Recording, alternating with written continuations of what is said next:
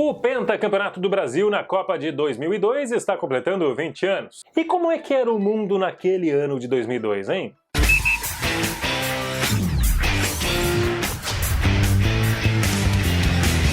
Sim, embora não pareça, eu já estava vivo em 2002, eu tinha 11 anos, apesar desse meu ar jovial.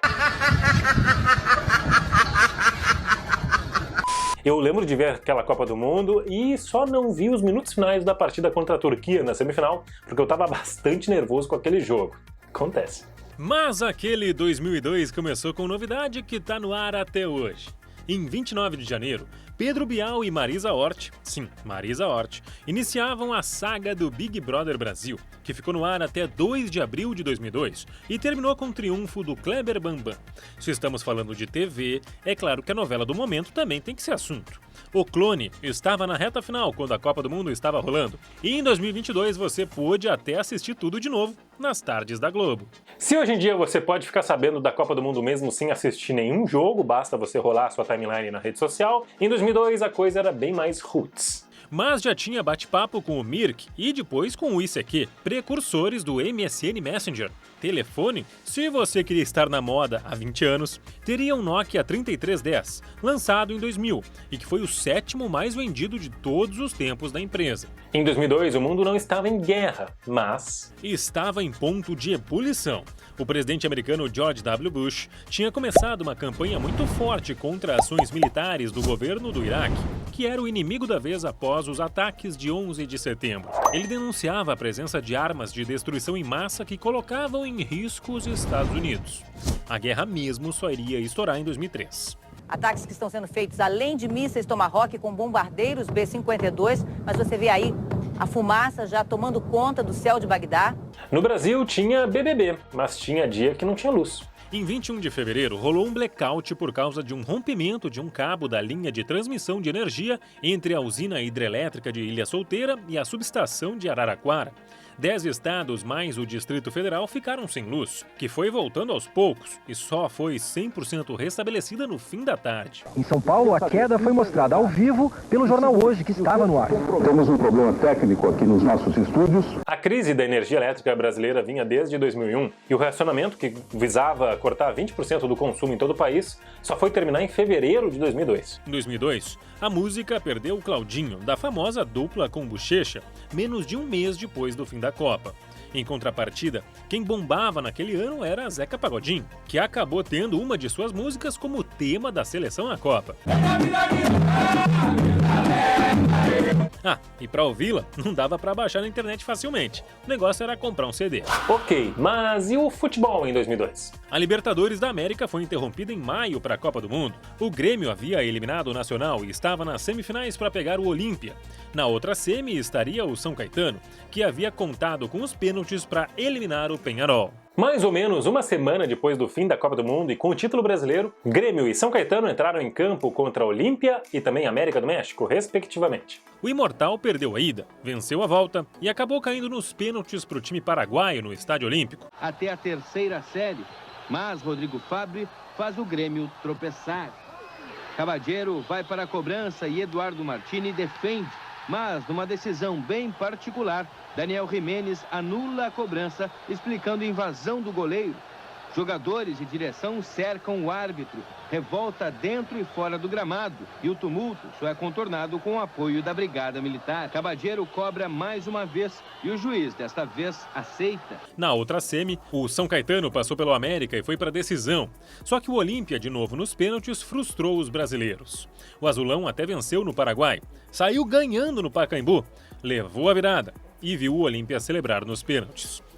No fim do ano, os paraguaios perderam o Mundial Interclubes contra o Real Madrid.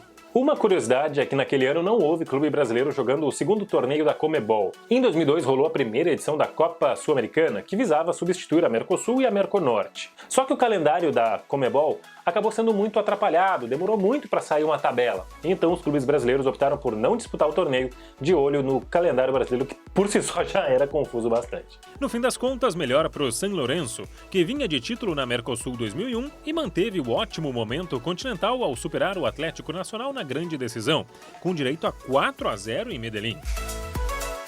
E na Europa, a gente viu que o Real Madrid levou o Mundial.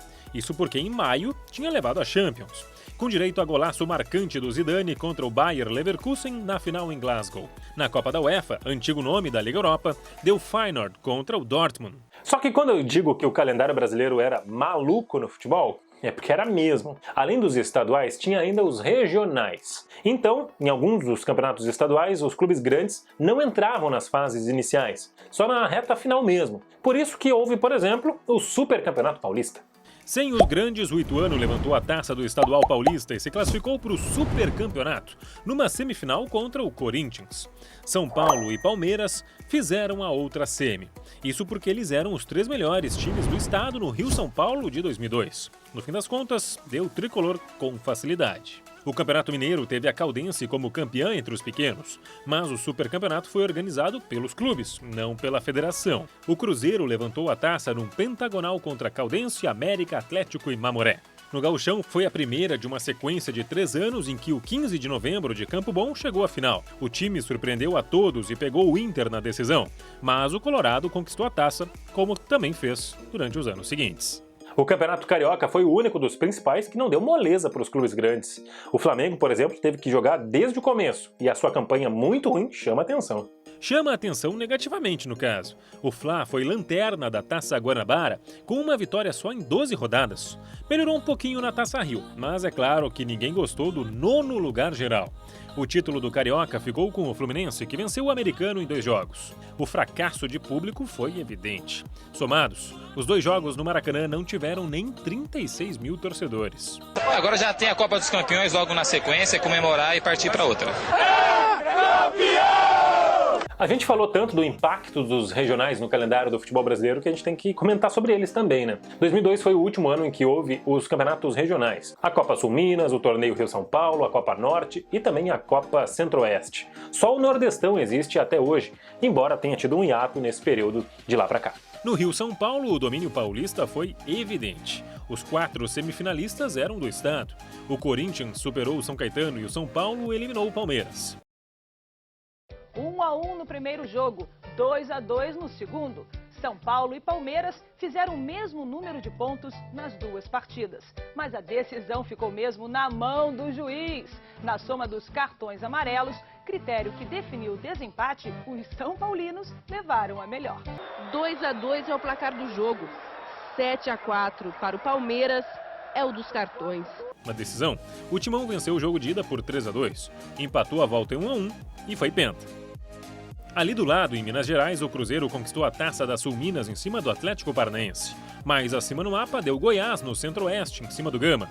A Copa do Nordeste foi decidida em 2 bavis, e o Bahia venceu o rival Vitória. E na Copa Norte, o Paysandu levou o torneio superando o São Raimundo de Manaus na final. Também pouco antes da Copa do Mundo, a Copa do Brasil teve a sua grande final. Pois é, naqueles tempos, a Copa do Brasil terminava no meio do ano. O Brasiliense foi uma das maiores zebras da história do torneio, chegando até a grande decisão. Só que o Corinthians foi melhor. Contou com uma certa ajudinha do Carlos Simon no jogo de ida, dizem, e conquistou a taça jogando em Taguatinga, 2-1 e 1-1 no fim das contas. 2002 foi mesmo o fim do ciclo para muitos campeonatos aqui no Brasil. Além de ser o último ano dos regionais, também foi o último ano da Copa dos Campeões, um torneio que reunia os vencedores dos torneios regionais da edição anterior, do ano passado, por exemplo. Só que esses jogos eram sempre em campo neutro no Nordeste. E o Paysandu foi surpreendente naquela última edição. Ficou em primeiro num grupo contra Fluminense, Náutico e Corinthians. Passou pelo Bahia nas quartas, tocou 3-1 no Palmeiras na semi e na decisão até perdeu a partida de ida, mas fez um emocionante 4-3 na volta contra o Cruzeiro. E nos pênaltis, ganhou por 3-0 para conquistar uma taça impressionante e que lhe garantia a vaga na Libertadores 2003. O importante é que a nossa torcida veio e a gente está sentindo em casa, por isso que a gente merecia esse título. Em 2002 também rolou o último Brasileirão no formato com mata-mata, já que a partir de 2003 veio os pontos corridos. Foi um campeonato brasileiro para o torcedor do Palmeiras esquecer. Com uma campanha lastimável, o Verdão foi rebaixado na última rodada. Caiu junto do Lanterna Botafogo, que assim como o Porco, só venceu 6 dos 25 jogos realizados. O Brasileirão tinha 26 equipes. Faz tudo, corre, se mata dentro do campo pra gente receber como prêmio cair para a segunda divisão. Acho que Tem que agora conviver com isso aí. Na parte de cima da tabela, o Juventude fez uma campanha excepcional, com o 4º lugar geral. Porém, não passou das quartas de final. E o Santos, 8º na classificação da primeira fase, surpreendeu o líder São Paulo nos mata-matas. Depois passou por cima do Grêmio. E conquistou o Brasil contra o Corinthians. Uma geração marcada por Robinho e Diego. Conquistava um título que nenhum santista jamais vai esquecer. O Santos é campeão brasileiro!